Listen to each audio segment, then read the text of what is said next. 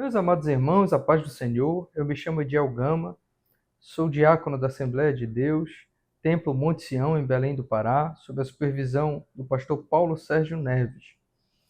Estou aqui com você para mais uma vez estudarmos esta lição da Escola Bíblica Dominical, especificamente a segunda lição do primeiro trimestre do ano 2026, a qual tem por título Ezequiel 2 e 3, o chamado de Ezequiel. Antes de nós adentrarmos ao assunto, eu te convido para fazer comigo uma oração, a fim de que o Senhor possa iluminar nossos pensamentos, a fim de que o Senhor possa iluminar a nossa mente e o nosso entendimento, para compreendermos o que será ministrado. Amado Deus, Pai Celestial, louvado e engrandecido seja o teu nome para sempre. Te agradecemos por mais uma vez estarmos aqui reunidos em teu nome para estudarmos um pouco mais da tua palavra. Te pedimos, Senhor, que o Senhor venha, ó Pai, nos fazer compreender aquilo que o Senhor tem para nós, no ensinar destes 2 capítulos. Seja conosco em nome de Jesus. Amém e amém. A lição de hoje tem por título Ezequiel 2 e 3, o chamado de Ezequiel. Essa lição tem 3 objetivos, quais sejam: o primeiro, compreender o valor de um chamado; o segundo, obedecer ao chamado de Deus; e o terceiro, saber que o Deus que chama também capacita.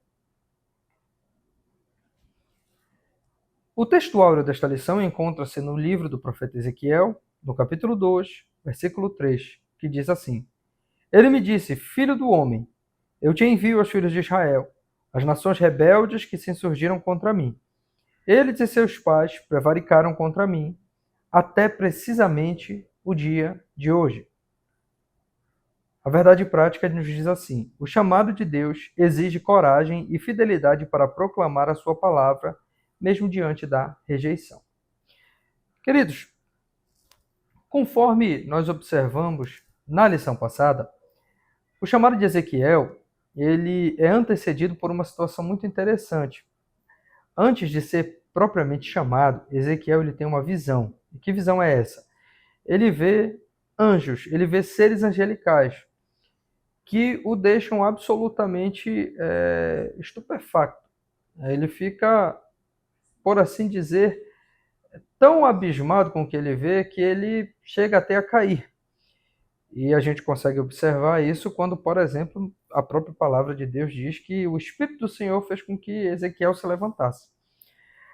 Passando dessa visão que ele tem, o capítulo 2 nos mostra exatamente o chamado de Ezequiel. E esse livro, ele nos traz uma situação muito interessante do ponto de vista do estudo da palavra de Deus, porque apresenta um dos chamados mais impactantes das Escrituras. E vejam bem o seguinte: o primeiro tópico ele tem por título Deus chama Ezequiel. E esse chamado, que é dito pelo próprio Deus ao profeta, nos traz algumas características que nós vamos estudar. O versículo 1, ele diz o seguinte: Esta voz me disse, filho do homem, põe-te em pé e falarei contigo. O primeiro subtópico, ele tem por título Põe-te em pé. Olha que coisa interessante. Ezequiel, no seu chamado, ele traz uma situação muito interessante, porque expõe a fragilidade humana. Veja bem, quando o Senhor Deus chama Ezequiel de filho do homem, a palavra no hebraico, a expressão idiomática hebraica, ela é literalmente Ben Adam. A expressão idiomática Ben Adam, uma expressão do hebraico, significa literalmente filho do homem. E todas as vezes que alguém usa essa expressão, para nós, filho do homem nada mais significa do que realmente um ser humano, um homem mortal. Contudo, imagine você que para um judeu, para um hebreu, lá 2.800 anos antes de Cristo, 2.400 anos antes de Cristo, ouvir isso daí traz uma carga muito pesada. Por quê? Porque Adão é exatamente o homem que pecou. Aí, todas as vezes que um judeu era chamado de filho do homem, Ben Adam, se estava retirando, por exemplo, algumas cargas de bênçãos que aquele povo costumava arrogar para si. Aquele povo gostava de chamar a si próprio de filho de Abraão, por conta da promessa de bênçãos que Deus havia derramado sobre a vida de Abraão. E ali, exatamente, a gente observa que Ezequiel, ele passa a ser chamado por Deus de filho do homem. E essa expressão ela vai se repetir ao longo de 93 vezes no livro de Ezequiel. Essa expressão ela se repete na Bíblia por 174 vezes. E aí a gente observa que mais da metade delas é o Senhor Deus lembrando a Ezequiel a sua fragilidade. E observa-se que logo após o Senhor Deus lembrar a Ezequiel de sua fragilidade, ele pede àquele homem frágil que se ponha de pé. Em outras palavras, o que isso significa? Que o chamado de Ezequiel marca a necessidade que todo homem, toda mulher, todo ser humano, ao ser chamado por Deus, tem de se colocar em postura, em posição. Veja bem, e é importante nós compreendermos que a leitura consecutiva do texto vai trazer uma realidade. E que realidade é essa? O fato de que foi o Espírito que entra em Ezequiel que o faz se colocar de pé. Em outras palavras, a nossa natureza, queridos, ela é extremamente decaída. Nós sabemos, nós pecamos todos os dias, o homem, ele não consegue, é uma das máximas teológicas, o homem não consegue usar o livre-arbítrio para não pecar contra Deus. E isso daí, para além das discussões referentes ali à soteriologia, arminianismo e calvinismo, isso daí apenas evidencia a nossa condição de fragilidade. Contudo, essa fragilidade ela não pode ser uma desculpa para mim e para você, no sentido de nos escondermos de um eventual chamado específico, lembrando que todos nós temos um chamado geral. Que chamado é esse? Pregar o evangelho. E a partir de então a gente já começa a observar que existem alguns paralelos entre a vida do profeta Ezequiel e a nossa, que podem muito bem ser aproveitados.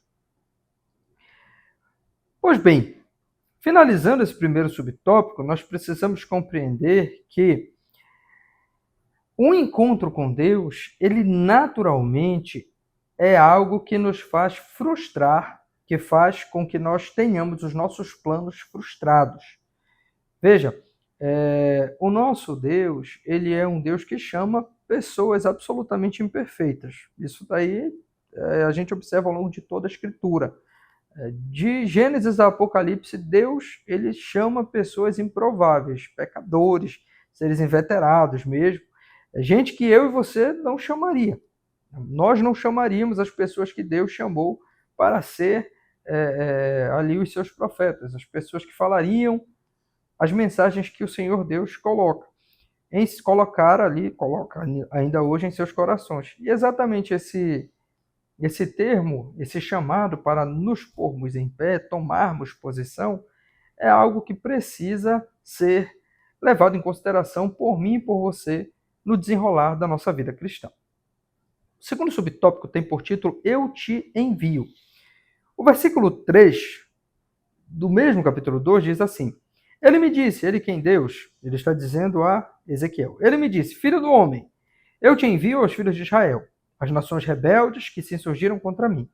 Eles e seus pais prevaricaram contra mim até precisamente o dia de hoje. Aí olha só que coisa interessante. Ezequiel, assim como todo profeta, ele é chamado para falar ao povo de Deus.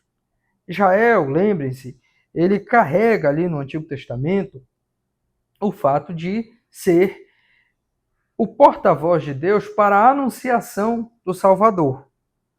Veja, é absolutamente errada a concepção que nós temos, aliás, que algumas pessoas têm, e às vezes nós até observamos no meio de nós, de que Israel foi um povo chamado para ser exclusivamente salvo. Se fosse assim, nós não teríamos, por exemplo, a figura de Jonas pregando a Nínive, que era o povo mais brutal naquela época, e salvando uma cidade inteira. Nós não teríamos, por exemplo, Ruth, que era uma moabita, não tinha nada de judeu, nada de hebreu, nada na ascendência daquela moça. E ainda assim o Senhor Deus resolve chamá-la. Contudo, a gente observa que esse povo, que é chamado para ser o povo de Deus na terra, é um povo absolutamente rebelde. Ao longo do tempo, a gente vai observar isso na Escritura. E aí, olha só, Deus, quando chama Ezequiel, ele deixa muito claro, tá, que Ezequiel está indo falar à nação rebelde de Israel. Lembro que, há algum tempo atrás, eu vi uma frase que ela, às vezes, pode muito bem se encaixar nisso aqui. Que frase era essa? Assim, olha, Deus é maravilhoso, ele consegue converter todo mundo, até mesmo os crentes. E coisa difícil é converter crente. E por que a gente está dizendo isso aqui? É porque, assim, queridos, o Senhor Deus, ele nos chama para vivermos de acordo com a sua vida. Aliás, de acordo com o seu evangelho, a sua boa nova de salvação. Contudo, uma vez que o Senhor Deus nos chama, nos salva e exige de nós uma postura enquanto seus filhos, pode ocorrer que, e efetivamente ocorre, que pessoas que são efetivamente chamadas, que chegam a gozar das primícias do século vindouro, venham a se desviar, e justos venham a tornar-se pecadores. E justamente nesse sentido, é importante compreender que o Senhor Deus está sempre disposto a levantar vozes essas nos nossos dias, que, à semelhança de Ezequiel, são chamados justamente para apregoar verdades há muito estabelecidas pelo Senhor Deus. E é interessante a gente compreender que a gente está falando ali de um povo que, trazendo para os nossos dias, estava ali vivendo uma prova, estava ali colhendo consequências de seus pecados. Era um povo que já tinha sido removido de sua terra natal. Estavam há 5 anos ali vivendo como escravos. E ainda assim não tinham arrependido-se no coração. Era um pessoal rebelde, continuava ali em sua rebeldia. E aquela situação toda faz com que Deus venha a solicitar que Ezequiel se coloque já numa posição de consciência, de saber que ele estava indo falar a um povo de dura cerviz, a um povo de coração ruim, a um povo de coração duro. E o Senhor Deus, ele não apenas nessa passagem se refere a Israel como casa rebelde. E é interessante que por 16 vezes ao longo do livro de Ezequiel a gente vai observar essa expressão se repetindo no sentido de identificar Israel, o povo de Deus.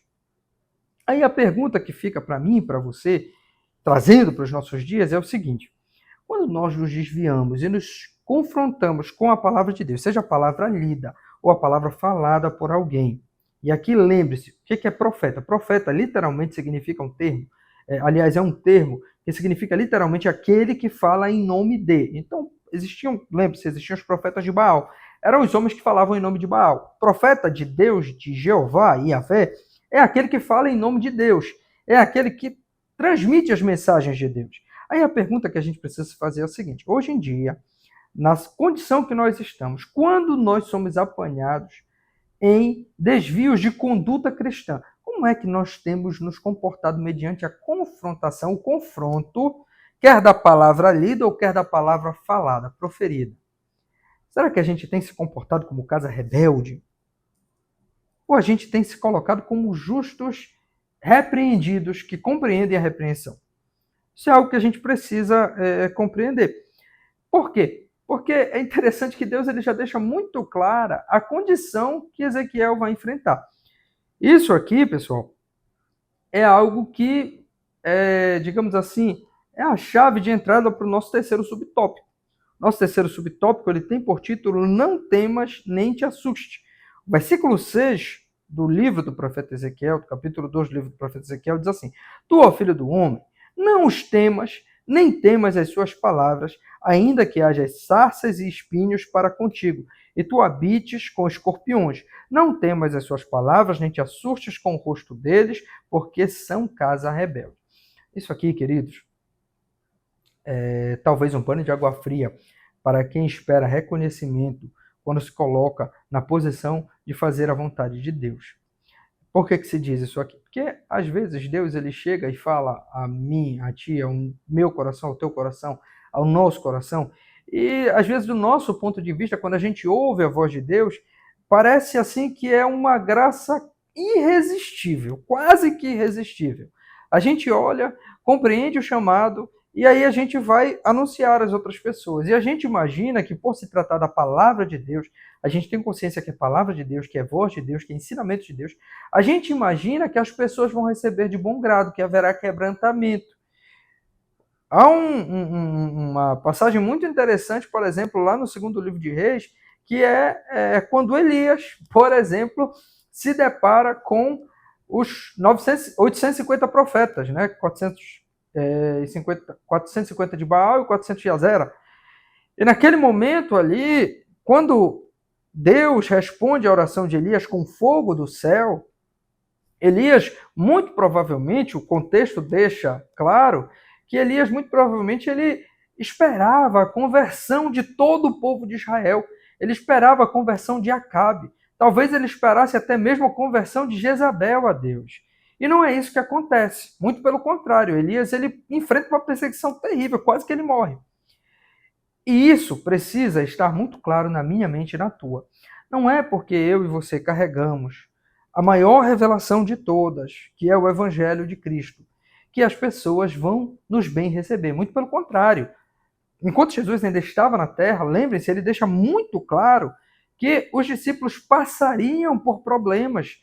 Eles teriam aquela mensagem rejeitada. E Deus diz assim, e Jesus diz assim: olha, quando isso acontecer, sacudam o pó das sandálias, vão embora de lá, não retornem no local.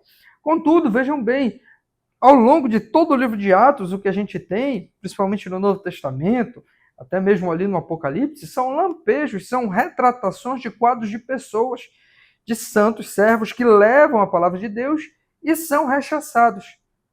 E exatamente nesse sentido, a palavra de Deus para Ezequiel é: não temas e nem te assustes. Deus, ele deixa muito claro que atitude Ezequiel deve esperar. É um pessoal de dura cerviz, é um pessoal de semblante duro, é um pessoal que franze a testa e faz cara feia para o evangelho, para a boa nova de Deus. Compreenda que o evangelho, não estou falando de Cristo propriamente dito, eu estou falando da boa nova de salvação, da boa nova de restauração que Ezequiel está trazendo àquele povo. Tá? E observa só, o que Deus ele diz acerca daquele povo? Olha, não te assuste com o seu semblante duro, que são caras feias, com aquele coração obstinado, aquele pessoal que não vai estar nem aí para você, muito pelo contrário, se puder te atrapalha. E aí, observa, Deus ele está falando de Israel. Contudo, na nova aliança, nós sabemos que nós somos povo de Deus, raça eleita, sacerdócio real, nação santa. E às vezes, a gente precisa falar para crente. A gente precisa falar para gente que um dia esteve numa posição de justiça e agora está se desviando do caminho do bem. E por vezes a gente pode encontrar essa cara feia. E às vezes, pior ainda, a gente é o pessoal da cara feia. A gente é o pessoal que franze a testa quando o confronto vem. Se isso te parece alguma coisa estranha, eu te pergunto, você concorda com tudo o que tem acontecido, com todas as notícias que você tem presenciado da igreja brasileira? Você concorda com tudo aquilo que as pessoas têm falado, com todos os escândalos que têm vindo à tona? Veja, queridos, a mensagem que foi entregue a Ezequiel ela é muito atual. Aquele contexto não ficou lá no Antigo Testamento. Infelizmente, no Novo Testamento, a gente se depara com situações muito parecidas com a que Ezequiel presenciou. E exatamente aqui, a gente precisa compreender que Deus, ele deixa bem claro lá no versículo 5, uma coisa que é fantástica. É assim: olha, Ezequiel, não te preocupa. Não te preocupa. Se esse povo fechar os ouvidos para a tua mensagem, pelo menos eles saberão que houve profeta entre eles, que levantou-se profeta entre eles. Em outras palavras, a gente precisa compreender que, às vezes, a missão que Deus nos confia, sobretudo no que concerne a falar da sua palavra, falar do seu reino, falar da corretude que as pessoas precisam ter no desempenhar da vida cristã, por vezes, será não um instrumento de salvação, mas um instrumento de condenação. Deus ele não faz nada a ninguém sem antes avisar. Deus, ele muito pelo contrário, ele deixa muito clara tanto a sua ordenança quanto as consequências para o descumprimento daquela ordenança. E aqui a gente encerra o primeiro tópico. O segundo tópico tem por título Deus capacita Ezequiel. O comentarista, ele inicia esse tópico falando o seguinte: aonde a vontade de Deus nos leva, a sua graça nos sustenta e capacita. Deus nos conhece melhor do que nós mesmos, sabe das nossas fraquezas, mas se dispõe a nos usar apesar delas. Quem é chamado será equipado à altura do chamado. Queridos e amados irmãos, durante muito tempo, vigorou entre nós uma máxima que é mais ou menos assim: Deus não chama os capacitados, ele capacita os chamados. Essa máxima, às vezes, ela era utilizada no sentido de dizer a si mesmo: olha, às vezes Deus, ele, ao invés de chamar uma pessoa extremamente culta, um douto, ele vai chamar um analfabeto, um semi-analfabeto do interior para fazer determinado trabalho e vai espantar os homens. Deus, ele pode fazer isso. Com frequência, ele faz isso daí. Contudo, compreenda aqui que essa capacitação, ela está muito mais no sentido de eu e você reconhecermos que ninguém, seja quem for, está suficientemente apto, preparado para atingir as expectativas de Deus. Sempre Deus vai precisar capacitar as pessoas para fazerem o seu trabalho, porque o seu trabalho está muito além das expectativas humanas, está muito além daquilo que o ser humano pode oferecer. E isso fica muito claro quando a gente observa aqui, por exemplo, o versículo 8 do capítulo 2. O primeiro subtópico deste segundo tópico tem por título Advertindo. Deus ele capacita Ezequiel de que forma? Advertindo. Versículo 8 diz assim: Tu, ó filho do homem, ouve o que eu te digo. Não te insurjas como a causa rebelde. Abre a boca e come o que eu te dou. Queridos, este versículo traz uma das verdades mais interessantes deste segundo capítulo do livro de Ezequiel. E que verdade é essa? Presta bem atenção. Ezequiel, ele está indo falar com um monte de gente de coração rebelde. E Deus está entregando uma palavra específica, mensagens específicas para serem ditas àquele povo. E olha só o que Deus fala para Ezequiel. Ezequiel, deixa eu te falar uma coisa. Você está indo falar com um pessoal rebelde. É uma casa rebelde, uma causa que se insurge contra mim. Não faz a mesma coisa. Em outras palavras, todas as vezes que eu e você nos recusamos a seguir uma ordenança divina, automaticamente nós estamos nos colocando numa posição de rebeldia. É muito claro isso quando, por exemplo, a gente verifica Jonas. O Senhor Deus determina, Jonas, vá a Tarsis, aliás, vá a Nínive. E Jonas diz assim, não, vou a Tarsis. E aquela situação de Jonas o coloca numa posição de rebeldia contra Deus. E observa só o que acontece. Todas as vezes que eu e você nos recusamos a seguir uma ordem específica de Deus, infelizmente nós podemos estar nos colocando na condição de, ao invés de transmissores da mensagem, destinatários dessa mensagem. Ou seja, Deus ele chama Ezequiel. Quem é Ezequiel? É um camarada, a gente estudou na lição passada. Ele é um cidadão, ele é um homem que está sendo preparado para o sacerdócio. Ele é um homem que conhece os meandros da lei de Moisés. Ele é um homem que conhece as leis cerimoniais do povo. E aí, de repente, ele se confronta com a realidade de que aquele povo ali não quer saber de Deus. E Deus diz assim mesmo, olha, eu tenho algo para te entregar. Se Ezequiel, observe bem, existe uma linha muito tênue entre Ezequiel continuar sendo um profeta de Deus, um vaso a ser usado, ou ele se tornar parte da multidão. E o que é? É a obediência.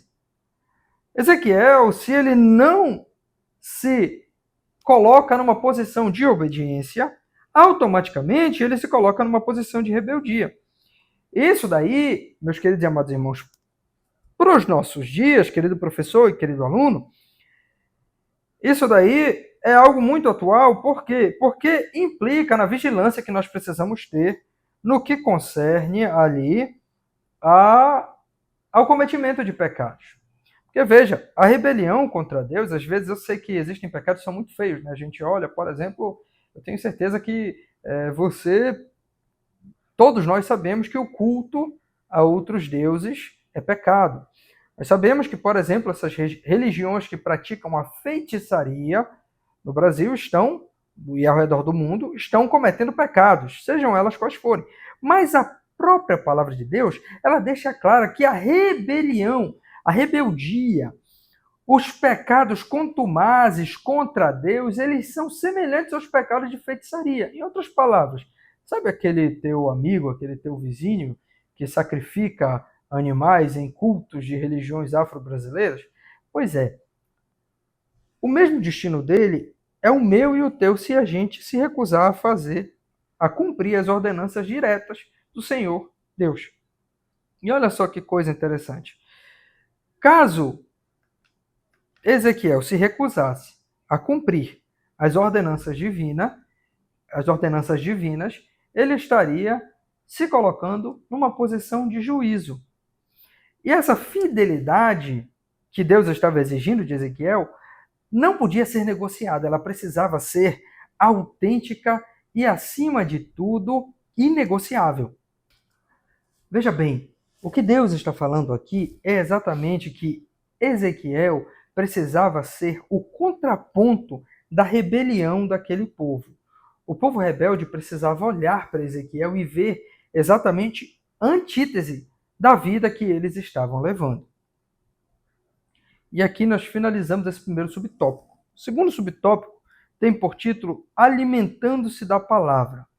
O capítulo 3, no versículo 3, diz o seguinte: E me disse, filho do homem, dá de comer ao teu ventre e enche as tuas entranhas deste rolo que eu te dou. Eu o comi e na boca me era doce como o mel. Vejam bem, o que acontece nessa situação? Deus entrega a Ezequiel um rolo com cânticos fúnebres e etc., uma série de questões. A palavra de Deus. E quando Ezequiel se alimenta daquela palavra, ele contempla, aliás, ele experimenta uma sensação de dulçor na boca. Isso daí é algo extremamente claro para mim e para você, no sentido de que nós precisamos internalizar a mensagem que nos é entregue por Deus. E aí talvez você esteja já dizendo o seguinte: olha, mas Deus ele não falou comigo acerca de uma mensagem específica. E não existe em mim, por exemplo, a determinação de pregar a um povo específico, de entregar uma mensagem específica. Lembre-se do seguinte, tá? Apesar de ser muito claro o fato de que, segundo a própria palavra de Deus, Deus estabelece uns para pastores, uns para mestres, uns para apóstolos, torna-se aqui a dizer, existe uma convocação geral a todo e qualquer cristão de pregar o evangelho a toda criatura. E para que eu e você venhamos pregar esse evangelho, e aí eu tenho certeza que você já estudou isso tanto na IBD quanto na sua congregação, nos cultos de oração e doutrina, que existem muitas formas de você evangelizar alguém, de você pregar o evangelho, apesar da mais conhecida ser a exposição da Escritura. Contudo, por exemplo, o seu viver, a sua vida, o seu estilo de vida, a sua conduta, a sua forma de pensar, as suas expressões do caráter, elas também são maneiras de pregar. E aí a pergunta que se faz é a seguinte: como é que você vai pregar, inclusive dessa forma, se você não internalizar a palavra de Deus? Vejam bem, aqui o se alimentar da palavra significa, traz para a gente a ideia de assimilar integralmente a mensagem que Deus está entregando. E olha que coisa interessante, essa descrição que Ezequiel faz de ser a palavra doce como o mel é absolutamente surpreendente. Por quê? Porque contrasta com a situação que está ocorrendo ali. Veja, Ezequiel ele está se alimentando de palavras de juízo, de palavras duras, de cânticos fúnebres, de situações absolutamente não gostosas, por assim dizer. São situações que, pelo contrário, deveriam despertar os piores sentimentos possíveis, choro, angústia, e no paladar dele aquilo ali é doce, é algo bom. Isso significa dizer que até mesmo a palavra de juízo, quando provém do Senhor, ela traz para a gente consequências boas aos lábios. Lembrem-se, Davi é um homem adulto, aliás, ele comete adultério, ele comete homicídio. Na sua sânia louca por poder, ele faz um censo que não era necessário e atrai desgraça para o povo. E ainda assim ele diz assim: ó, quanto amo a tua lei. Por quê? Porque as palavras de juízo, quando elas são compreendidas por mim e por você, apesar de elas exigirem de nós uma conduta que por vezes nós não a temos, ou melhor, que nós quase nunca temos, ainda assim elas servem de regozijo. Por quê? Porque a mensagem, apesar de ser de juízo, ela, quando vem do Senhor, ela sempre vem acompanhada de misericórdia. E vejam bem o seguinte: o conteúdo do rolo é descrito com 3 palavras. Que palavras são essas? Lamentações, prantos e ais. São palavras que trazem, como dito ainda há pouco ali, desastre, luto, juízo. E essa mensagem, essas palavras, elas não são de fácil aceitação nem para mim, nem para você, tampouco para Ezequiel. Contudo, elas são absolutamente necessárias. Por quê? Porque caso elas não fossem proferidas, aquele povo ali estava com destino selado. Que destino era esse? Juízo. Era a separação eterna de Deus. Às vezes a gente tem a ideia de que o inferno, a pior coisa que pode acontecer no inferno, é você estar ali num calor eterno, ser ar-condicionado com fogo, verme te consumindo. Mas a pior coisa que pode acontecer no inferno é a certeza de que você estará eternamente separado de Deus. E aquela era a condição do povo para a eternidade. E exatamente esse juízo que agora está sendo internalizado por Ezequiel era o que poderia garantir a possibilidade de salvação daquele povo, mesmo em meio a tanto problema, a tanta rebeldia, a tanta insurgência contra o próprio Deus. Por fim, autorizando, versículo 11 diz assim: Eia, pois vai aos do cativeiro, aos filhos do teu povo, e quer ouçam, quer deixem de ouvir, fala com eles e dize-lhes: assim diz o Senhor Deus. Pessoal, vejam bem, aqui a gente precisa compreender que esse estilo gramatical utilizado por Ezequiel tem muito a ver, vão dizer alguns estudiosos, que tem muito a ver com o dialeto oficial da corte. E o que isso significa aqui para a gente? Tá? Naquela situação, indicava exatamente quando alguém de hierarquia superior determinava a um mensageiro de condição inferior, enfim, a qualquer empregado de condição inferior que viesse a exercer determinada função, determinada incumbência. E para as nossas vidas atualmente, a gente precisa compreender que, tal qual Ezequiel, esta determinação de Deus, no sentido de que ele entregasse uma palavra que seria amarga ao povo, da mesma forma para a gente, essa maneira de se falar traz à realidade o fato de que eu e você não podemos nos recusar a cumprir a determinação. E, além disso daí, traz também o peso de que nós temos autorização de alguém superior a nós para assim procedermos. Veja, é o Deus, Criador dos céus e da terra, o Senhor dos exércitos, que está determinando a Ezequiel que cumpra esta incumbência. Que incumbência? Falar ao povo. Falar ao povo coisas que eles não gostariam de ouvir. Da mesma forma, eu e você poderíamos, de certa forma, podemos ainda hoje receber determinações específicas de Deus para cumprimento. E aí, nesses momentos, tal qual na pregação regular do Evangelho, nós precisamos compreender que o trabalho que nós desenvolvemos, ele é absolutamente, compreenda comigo, algo determinado pelo próprio Deus.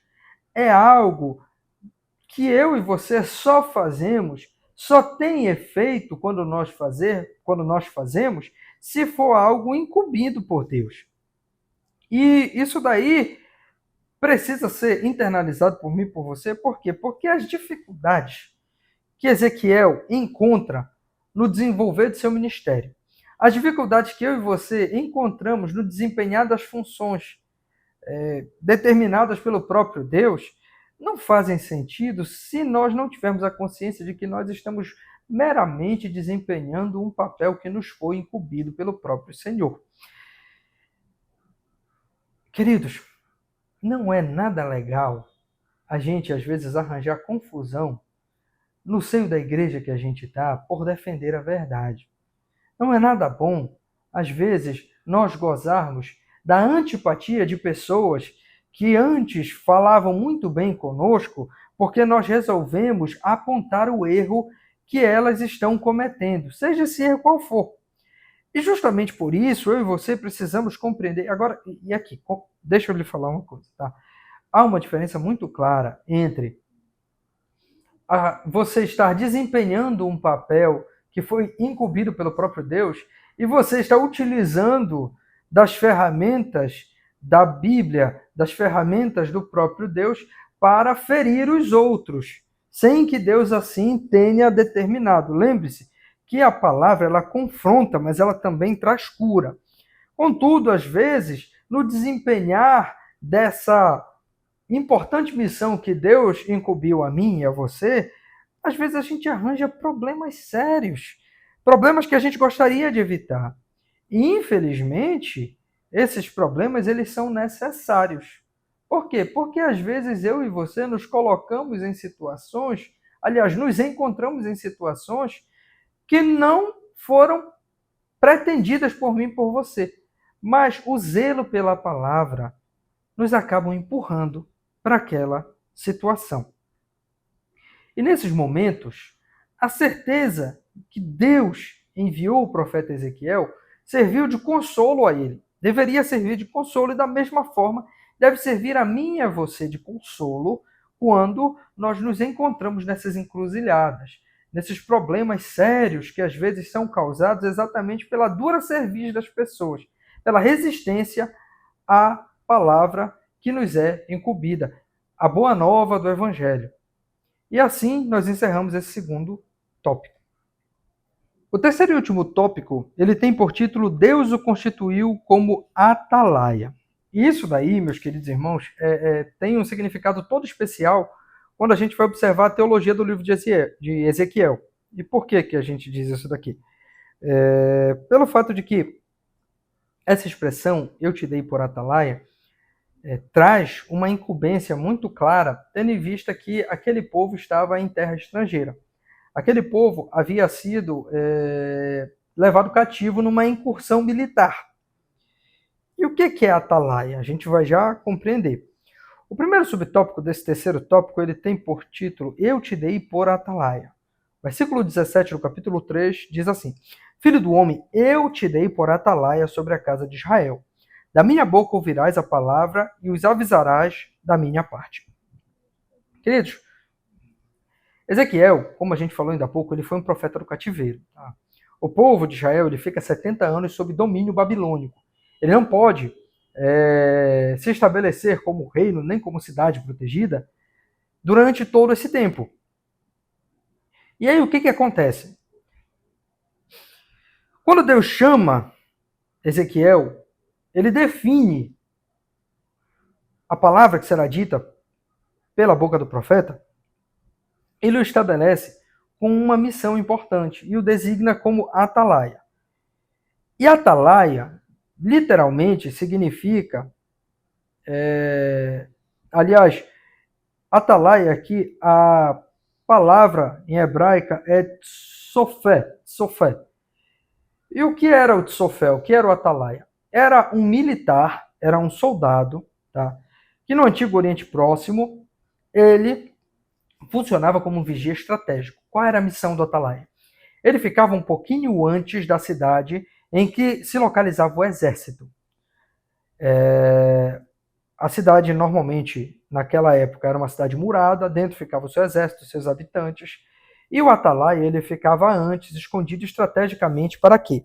Para que quando ele visse qualquer sinal de perigo, qualquer sinal de ameaça àquela cidade, ele voltava correndo e transmitia exatamente o que ele tinha visto. Ele não podia falhar na informação, caso contrário, a segurança, a vida daquele pessoal estaria absolutamente comprometida. Atalaia, no caso, era uma espécie de vigia, era um batedor, era o cara que estava na frente. Ele não tinha por missão atacar ninguém, ele não tinha por missão confrontar um exército inimigo. A missão do Atalaia era informar o povo e deixar ciente do perigo. E aí, olha só que coisa interessante. Deus ele esclarece a Ezequiel que a missão dele para a casa de Israel era o quê? Era alertar o perigo que estava se avizinhando. Qual era o perigo? Ficar em rebeldia contra Deus. E como ele alertaria isso? Era através da palavra ouvida da boca do próprio Deus. Ele avisaria ao povo exatamente o que ele ouviria de Deus. E isso é extremamente importante para mim e para você. Por quê? Porque isso nos alerta para a necessidade que nós temos de não falsear o Evangelho, quer acrescentando ou quer retirando coisas do Evangelho. Nós não podemos transmitir o Evangelho, transmitir a boa nova de salvação às pessoas, ou transmitir uma mensagem específica que talvez Deus tenha entregue a você, pela metade, ou acrescentando coisas. Por quê? Porque a mensagem é suficiente. Quando você acrescenta ou tira algo da mensagem divina, você está correndo o risco de condenar aquele pessoal. Aliás, vamos ser bem claros, você é responsável pela condenação de alguém. Todas as vezes que você molda o evangelho ao gosto do cliente, por exemplo, vem dizer ao povo que a mensagem do evangelho é outra, que não. O anúncio da possibilidade de não ser condenado pelos próprios erros. Quando, por exemplo, você resume Jesus de Salvador, você retira Jesus da patente de Salvador da alma para se tornar alguém que simplesmente se resume a uma máquina de refrigerantes, quando de forma que se eu, por exemplo, orar de determinada maneira e colocar a moedinha certa, ele vai me dar o refrigerante do sabor que eu quiser. Quando você tira Jesus da patente de Salvador do universo e o coloca como um mero realizador de desejos, você automaticamente está descumprindo a sua função de vigia, de reprodutor de mensagens, de avisador. E passa a ser, na verdade, um traidor, passa a ser um réprobo. Aqui está a maior qualidade de um profeta. Lembre-se, o profeta, às vezes a gente acha que o profeta é o vidente, né? É aquele que viu alguma coisa, é o profeta. Não, o profeta é aquele que fala a palavra de Deus. Como a gente sabe que a Bíblia é a maior revelação da palavra de Deus, todas as vezes que eu e você abrimos a Bíblia e expomos o texto bíblico, nós estamos numa condição de profetas. Nós estamos transmitindo ao povo aquilo que Deus antes já transmitiu a mim e a você através das escrituras sagradas. E daí a necessidade de manter incólume a palavra de Deus. O segundo subtópico tem por título Fala ao ímpio. Versículo 18 diz assim: Quando eu disser ao perverso, certamente morrerás, e tu não o avisares, e nada disseres para o advertir do seu mau caminho, para lhe salvar a vida, esse perverso morrerá na sua iniquidade, mas o seu sangue da tua mão o requererei.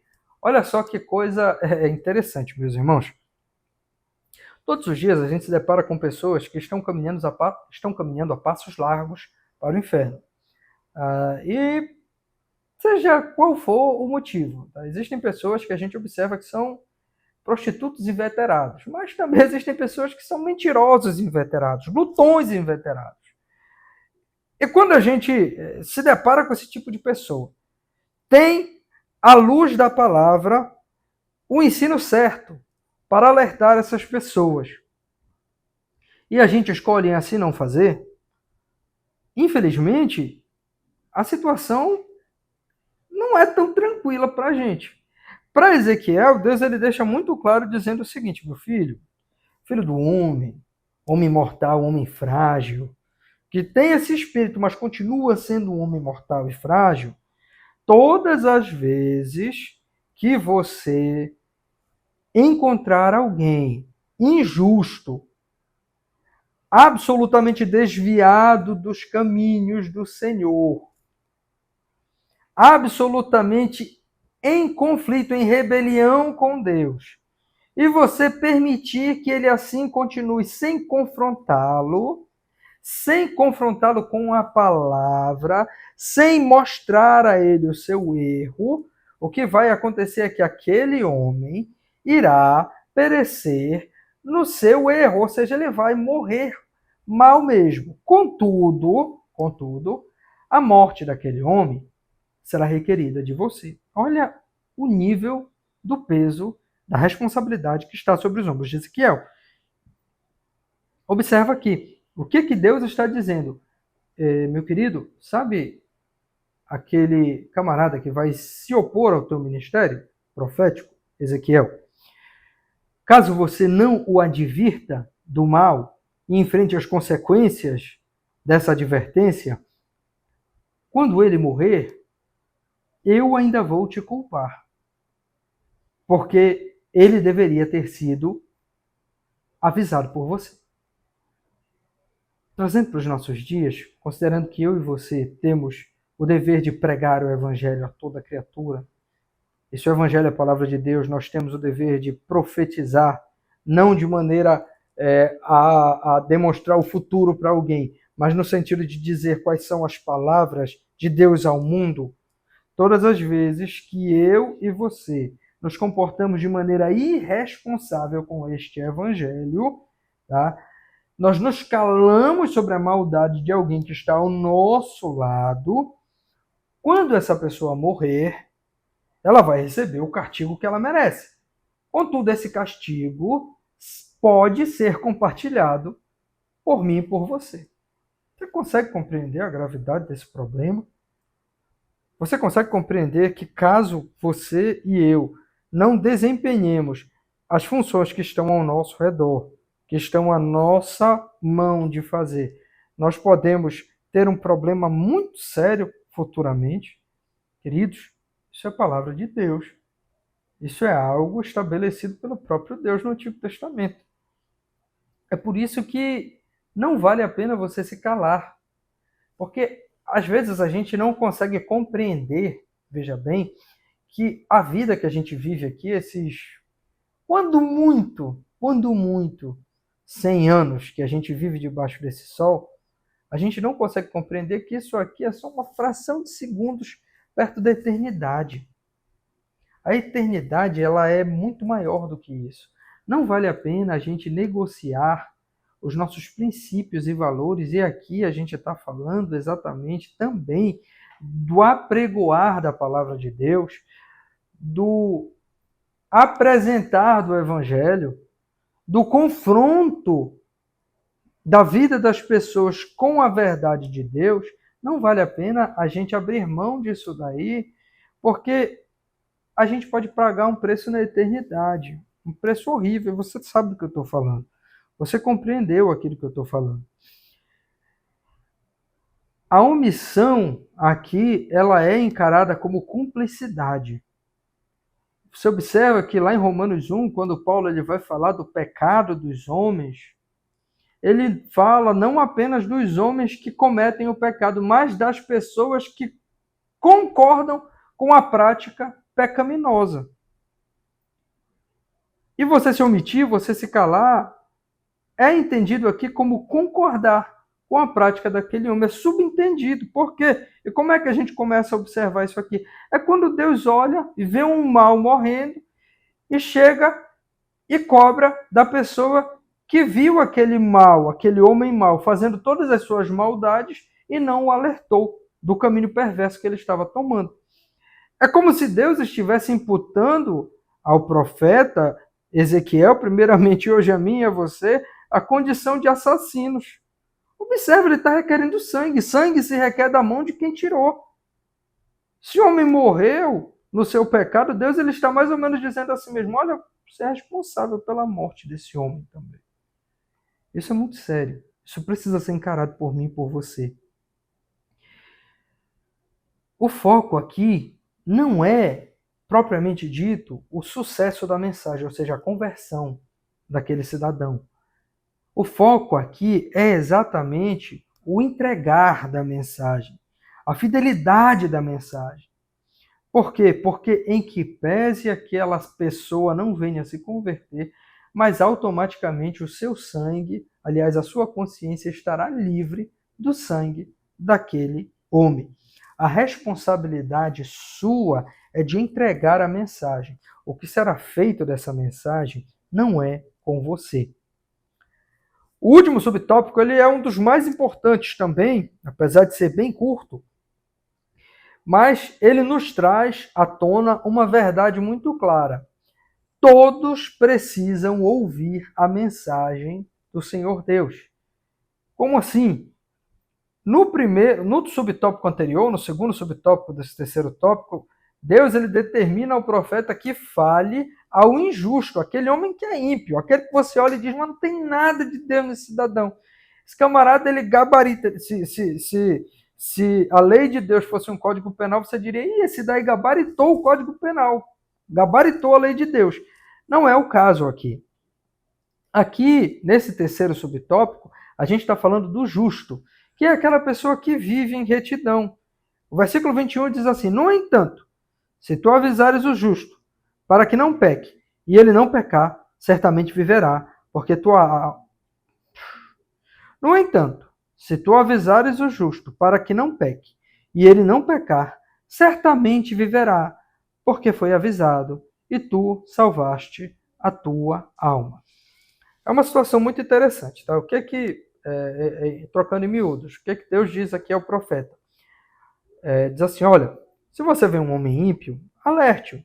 Se você não o alertar e ele morrer na sua dureza de coração, eu vou requerer o sangue de ti. Contudo, se você o alertar e ele morrer na dureza do coração, você estará limpo. Em relação ao justo, se tu avisares o justo que ele está se desviando do mal, aliás, que ele está se desviando do bem, ele está tropeçando nos obstáculos que eu mesmo coloquei no caminho dele. Em outras palavras, Deus ele permite, tá, irmãos, a tentação. Prestem bem atenção nisso. E você explicar ao justo que ele está se desviando do bem. E ele, aliás, se você não avisar o justo que ele está se desviando do bem, e ele morrer na iniquidade, você será responsável.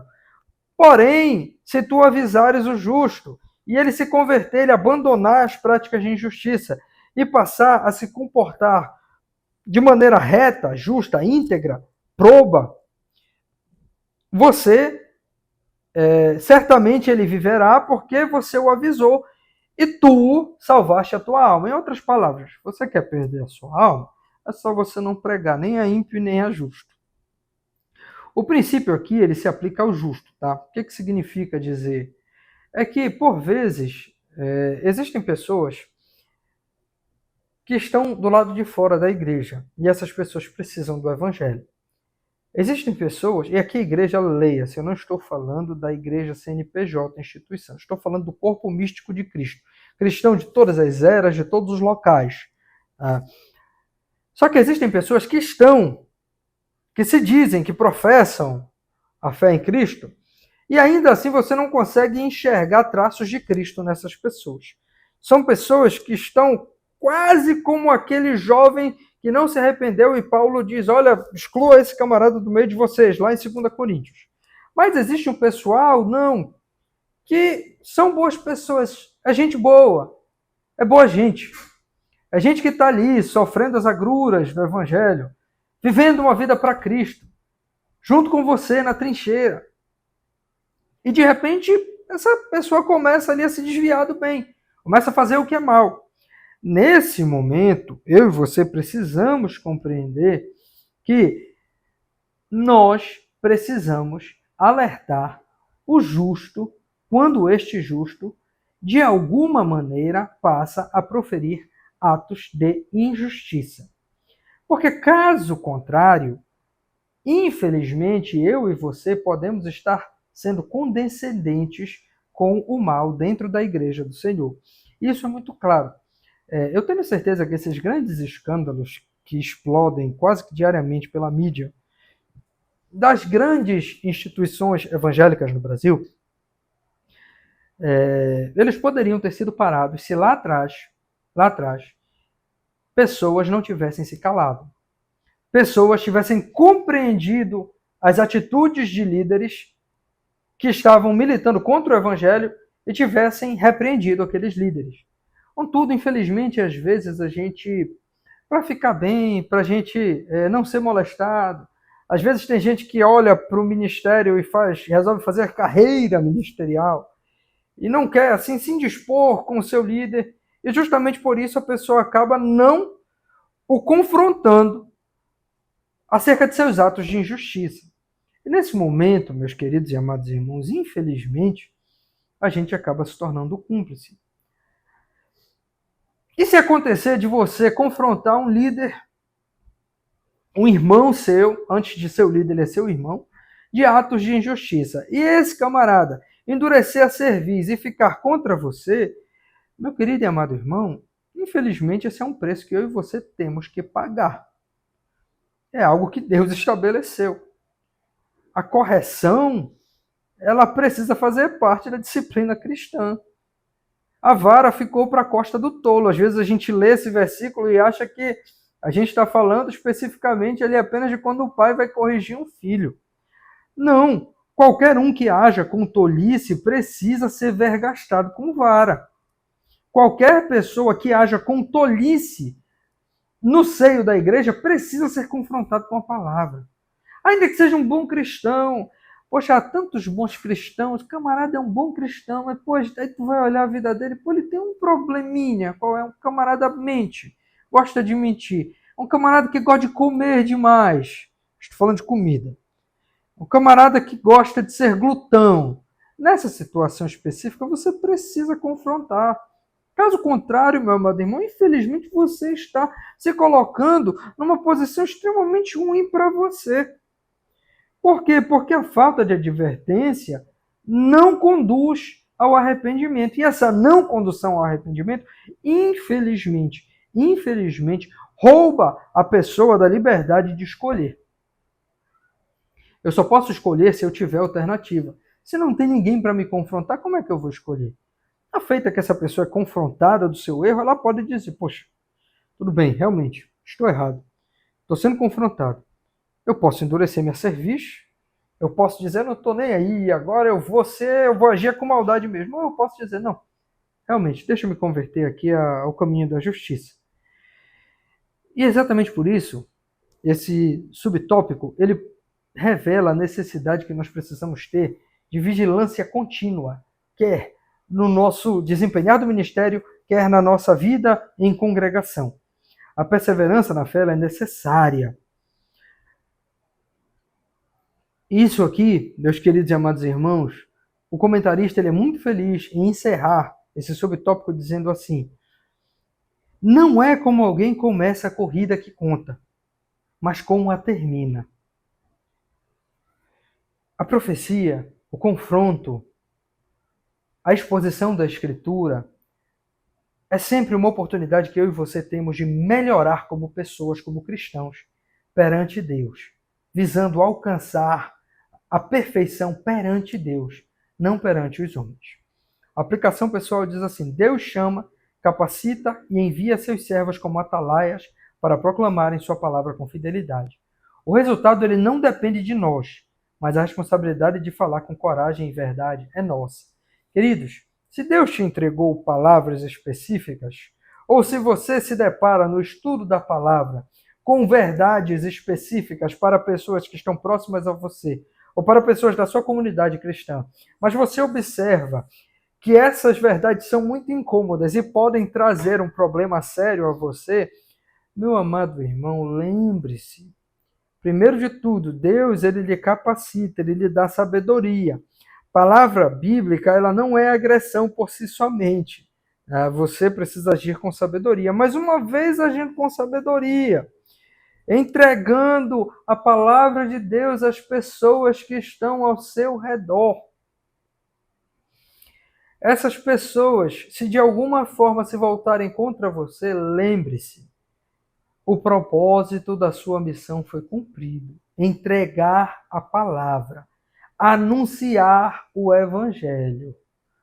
Se frutificar, se florescer a palavra naquela terra, ótimo, glória a Deus. Se não, glória a Deus também. Dê-se por satisfeito, porque pelo menos a sua missão foi cumprida. Eu quero orar por você nesse momento. Senhor Deus, Pai Celestial, louvado e engrandecido seja o teu nome para sempre. Nós agradecemos, Senhor, pelos momentos que passamos aqui em tua presença, aprendendo um pouco mais da tua palavra. Ó Pai eterno, nos ajuda, Senhor, a compreendermos, e não apenas compreendermos, mas também praticarmos o que foi ensinado aqui.